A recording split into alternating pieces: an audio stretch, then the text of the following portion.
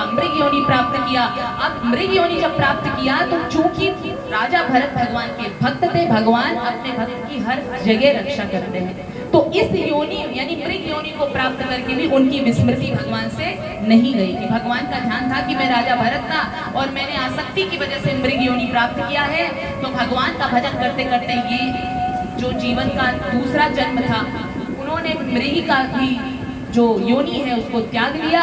फिर से ब्राह्मण परिवार में उनका जन्म हुआ राजा भरत का। अब राजा भरत ने सोचा कि भैया मैं जन्म से ही अपने आप को जड़ साबित कर देता हूँ। जड़ यानी मूर्ख, गधा। जबकि वो परम विद्वान थे, उनको अपने पूर्व जन्म की सारी बातें याद थी, लेकिन उन सोचे कि अब मैं किसी भी प्रकार के मोह में नहीं पड़ूंगा। कहते हैं ना, यदि कोई दूध से जल जाता है व्यक्ति तो छाछ जो होता है वो भी फूंक फूंक कर पीता है। तो कहते हैं इस बार मैं किसी भी प्रकार की कोई गलती नहीं करूंगा महाराज। तब वो एकदम अपने आप को जड़ सिद्ध कर दिए और इसी दौरान उनकी भेंट राजा रहुगण से होती है। राजा रहुगण को वो आत्म कल्याण का उपदेश देते हैं, राजा रहुगण का आत्म कल्याण हो जाता है महाराज। राजा जड़ भरत जो है वो भी भगवान का चिंतन करते करते उनको परम पद की प्राप्ति हो जाती है। बोलिए भक्तवत्सल भगवान की जय। अब अजामिल, अजामिल का नाम आपने सुना होगा। भक्त अजामिल की कथा आपने सबने श्रवण की होगी, कहीं ना कहीं तो सुनी है कि नहीं माता? अजामिल कौन थे? तो कोई बात नहीं, हम सुनाते हैं। अजामिल जो थे वो ऐसे भक्त थे कि अनजान में भक्त बन गए। वो जैसे अभी हम लोग जानबूझकर भक्त बन रहे हैं ना, वो अनजान में। कान्यकुब्ज नगर का एक कान्यकुब्ज नामक नगर था, वहां पे एक बहुत बड़े विद्वान पंडित थे जहां पर अजामिल का जन्म हुआ था। तो वो भी विद्वान हुए। वो बचपन से मातृभक्त थे, पितृभक्त थे, माता पिता की बहुत सेवा करते थे अजामिल। और उनकी पत्नी आई, विवाह हुआ, विवाह का समय आया, शादी विवाह हो गया, बच्चे भी हो गए। वो अब अजामिल भी बहुत अच्छे थे, पतिव्रता थे। उनकी पत्नी पतिव्रता थी और ये पत्नी व्रता थे। अजामिल अच्छे तरीके से उनका सब कुछ परिवार का संचालन, सारी चीजें अच्छे तरीके से चल रही थी, विद्वता थी, ब्राह्मण परिवार में जन्मे थे। एक दिन अजामिल के माता पिता ने बोला, अजामिल के माता पिता ने बोला बेटा जाके समिधा लेकर आ जाओ। समिधा का मतलब क्या है? वो लकड़ी बीन कर लेकर आओ, क्योंकि आम की लकड़ियों से, पीपल, ये सारी लकड़ियों से क्या होता है, हवन होता है हमारे यहाँ पे, आम की टेरी से, नीम की टेरी से। तो कहे कि जाओ समिधा लेकर आ जाओ बेटा, हमें हवन करना है। कहे ठीक है पिताजी। चले गए वन में। फिर क्या हुआ, जब वन में चले गए तो समिधा तो बिन लिए, लेकिन जब घर जा रहे हैं तो उन्होंने अपनी आंखों से एक बुरा दृश्य देख लिया। क्या देख लिया? एक शूद्र व्यक्ति है जो स्त्री के साथ संसर्ग कर रहा है, रति क्रिया कर रहा है। इसीलिए कहते हैं कि आंखों से भी लोग पाप करते हैं। सारी इंद्रियों को कहते हैं भगवान, एक इंद्रिय मुझे नहीं चाहिए, मुझे सारी इंद्रियां चाहिए। आंखों से भी यदि कुछ देखना है तो अच्छा देखो। लोग पड़े पड़े मोबाइल में बुराई, अच्छा बुरा जब देखते हैं उसका भी अपना कुप्रभाव पड़ता ही पड़ता है, बुरा करेंगे फिर। अब अजामिल ने बुरी चीजें देखी। एक शूद्र जाति का लड़का है और एक कोई वैश्या स्त्री है, उसके साथ समागम हो रहा है, दोनों साथ में कर रहे हैं। अब अजामिल अपने आप को, अपनी इंद्रियों को संयमित कर रहा है कि नहीं नहीं हमको ये सब नहीं सोचना है। लेकिन अब उसका मन उस पर आ ही गया।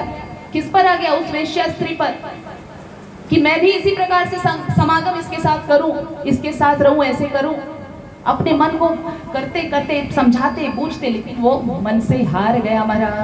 यहाँ पर बुरी चीजों को देखने का भी इतना दोष लगता है। फिर वो अब सब कुछ छोड़ दिया, समिधा वहीं के वहीं रखा, लकड़ियां सारी वहीं के वहीं रखी, और भैया उस वेश्या स्त्री के साथ वो चला गया उसके घर। सब भूल गया कि मेरे माँ बाप, मेरा परिवार, मेरी स्त्री, मेरे बच्चे, सब कुछ भूल गया और चला गया उसके घर पे। और वेश्या स्त्री तो वो तो वेश्याएं स्वभाव से ही ऐसी होती हैं, गई और उसके साथ विवाह कर लिया। बताओ, विवाह कर लिया, उसके 10 पुत्र हुए। और जो सबसे छोटे पुत्र का नाम ऋषियों के कहने पर, संत महापुरुष को पता नहीं था एक दिन कि भाई ये वेश्या से इसने शादी किया है, तो संत महापुरुष जाते, उन्होंने भोजन करवाया। अब संत महापुरुष कहीं जाते हैं तो कुछ न कुछ तो दे के ही आते हैं आशीर्वाद के रूप में। उन्होंने कहा जो तेरा सबसे छोटा जो पुत्र उसका नाम नारायण रख दो। संत महापुरुष तो सबका कल्याण ही करते हैं, तो इसलिए सोचे कि संत महापुरुष जान गए इतना पापी है, इतना पाप किया है, अब नारायण रख दूंगा तो कम से कम मुंह से भले भगवान, मन से भगवान को नहीं भजेगा, लेकिन भगवान कहते कोई बात नहीं, भाव कुभाव अनख आलसहु, नाम जपत मंगल दिसि दसहु। भले मुझे कोई भाव से भजो या अभाव से भजो, कैसे भी भजो, लेकिन भजो तो मैं कल्याण करता हूँ। भगवान का नाम ही है तारणहारा। तो कहे कैसे भी करके नाम तो लेगा नारायण नारायण। अच्छा, उस पुत्र में अजामिल की बहुत आसक्ति थी, तो नारायण नारायण वो कहते रहते थे। एक दिन ऐसा आया, इस तरीके से जीवन बिताते बिताते वो 80 साल के हो गए। कितने साल के? 80 साल के। अब उनका प्राणांत होना है, उनको जाना है। अब ऐसे इंसानों के लिए जो पापी इंसान होते हैं, जो बहुत पाप करते हैं, बहुत बड़े बड़े पाप करते हैं, उनको लेने के लिए कौन आता है? यम के दूत आते हैं। कौन आता है? यम के दूत आते हैं। और जो भगवान के भक्त होते हैं उनको लेने के लिए कौन आता है? भगवान के दूत आते हैं। भगवान अपने दूतों को भेजते हैं कि भैया तुम यहाँ वैकुंठ में लेकर आओ। यमराज के पास तो वही जाते हैं जो पापी होते हैं। अब यमराज अपने दूतों को बोलते हैं जाओ लेकर आओ, अजामिल ने बहुत पाप किया है, लेकर आओ, उसका समय हो चुका है। अजामिल के यमराज के दूत वहां पर आते हैं। अब क्या हुआ? अब जब अब नारायण वो पुकारता है, देख रहा है कि पता चल जाता है ना कि अंतिम समय में इंसान मरने वाला होता है तो उसको पता चले। अब उन यमराज के दूत उसके सूक्ष्म शरीर को, उसकी आत्मा को खींच रहे हैं। सूक्ष्म शरीर यानी जो आत्मा है, जो चेतना है, जिसकी वजह से हम बोल पाते हैं, हमारी इंद्रियां, सारी इंद्रियां संचालित होती हैं, वो सूक्ष्म, वो जो आत्मा है वही सूक्ष्म शरीर बोला जाता है। तो उसकी आत्मा को, उसके सूक्ष्म शरीर को निकालने लगते हैं इस मिट्टी के शरीर से। उसको बहुत पीड़ा होती है, तो वो किसको याद कर रहा है? नारायण नारायण, बेटा नारायण सुनो, ये दो पता नहीं कौन से इंसान है, राक्षस है, दैत है, ये मुझे खींच कर ले जा रहा है, नारायण बचाओ नारायण बचाओ। अब बेटा नारायण तो खेल कूद रहा है बाहर, वो नहीं आया। और कौन आ गया? भगवान के दूत आ गए। बोलिए वृंदावन बिहारी लाल की। भगवान के दूत वहां पर आ गए कि भैया नारायण नारायण इतने शिद्दत से कौन पुकार रहा है, क्यों ना हम चले देखें, हमारे भगवान नारायण को बुला रहा है। वहां पर पहुंचते हैं, कहते महाराज ये आप क्या कर रहे हो? कहें आप कौन हो? ये दोनों नारायण के दूतों से अब आमना सामना हुआ है यमराज के दूतों का। अब यमराज के दूत बोल रहे हैं, अरे महाराज आप कौन हो दोनों? कहते पहले आप बताओ आप कौन हो? कहे हम तो इसको लिवा जाने के लिए आए यमराज के पास, अपने महाराज के पास में। कहे अच्छा, क्यों लिवा जाने के लिए? इनको तो हम लिवा जाने के लिए आए हैं क्योंकि इन्होंने नारायण कहा। तो कहे नारायण, ये तो अपने पुत्र नारायण को बुला रहा था। कहे आपका पुत्र तो अभी, इसका पुत्र तो अभी नारायण नाम रखा ना, और मेरे नारायण का नाम तो अनादिकाल से ही चला आ रहा है महाराज। बोलिए नारायण भगवान की जय। तो भैया नारायण का नाम लिया, अब उनके दूतों ने यानी भगवान के दूतों ने मार पीट करके भगा दिया। किसको? यमराज के दूतों को। अब यमराज के दूत रोते रोते गए भैया, किसके पास गए? यमराज के पास गए। अरे महाराज बड़ा गजब हो गया। कहे क्या हो गया? अश्रुधारा प्रवाहित हो रहा, कहे क्या हो गया? अरे महाराज बड़ा गजब हो गया, ये पता नहीं कौन से कह रहे थे विष्णु के दूत हैं, वो दोनों दूत आए और मैं जब अजामिल को पकड़ के हम लोग लेकर आ रहे थे तो वो लोग तो भैया हम लोग को मार पीट के भगा दिए। अरे बाप रे, यहाँ चुप रहो चुप रहो चुप रहो, यहाँ पे अगर नाम लोगे कि यहाँ पे भी जितने पापी है ना वो भी तर जाएंगे, मेरी नौकरी सारी दुकान तो बंद हो जाएगी, धरी की धरी रह जाएगी, इसलिए यहाँ पे एकदम चुप रहो, नारायण नारायण मत बोलो, नहीं तो जहां तक भी ये नारायण आवाज जिसके कानों में पड़ेगी भी ना, तो भी कानों में पड़ने मात्र से भी कल्याण हो जाता है। नाम लेने से तो करने की तरीका यही है। और यदि तो फिर क्या हुआ? कहे महाराज अब क्या करें हम लोग? कहें कि गलती से भी, अब भैया आगे से समझा दे रहा हूं, गलती से भी यदि कोई नारायण भगवान का नाम ले ले तो उसको आपको नहीं लेकर आना है मेरे पास। तो कहें किस प्रकार के लोगों को लेकर आना है? तब कैसे लोगों को लेकर आऊं ये बताओ?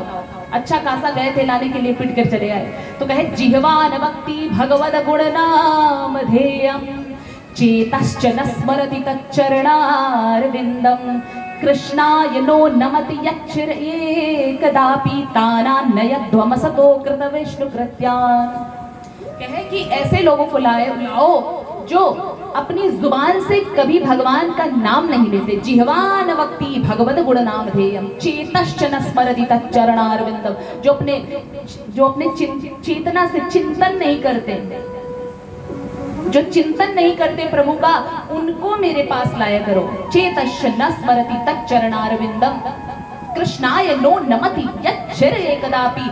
जो भगवान के तीर्थस्थली में यानी भगवान के मंदिर में, भगवान के सामने, संत महापुरुषों के सामने कभी चरण नहीं झुकाते अपना, उनको मेरे पास लाया करो। सिर्फ ऐसे ही पापियों को मेरे पास लाया करो भैया। और जो गलती से भी भगवान नारायण का नाम ले, भगवान ठाकुर का, चाहे श्याम का नाम ले, चाहे शिव का नाम ले, राधा नाम ले, जो भगवान का नाम गलती से भी ले तो उसको मेरे पास मत लेकर आना। इस तरीके से अजामिल का कल्याण हो गया। महाराज बोलिए वृंदावन बिहारी लाल की जय।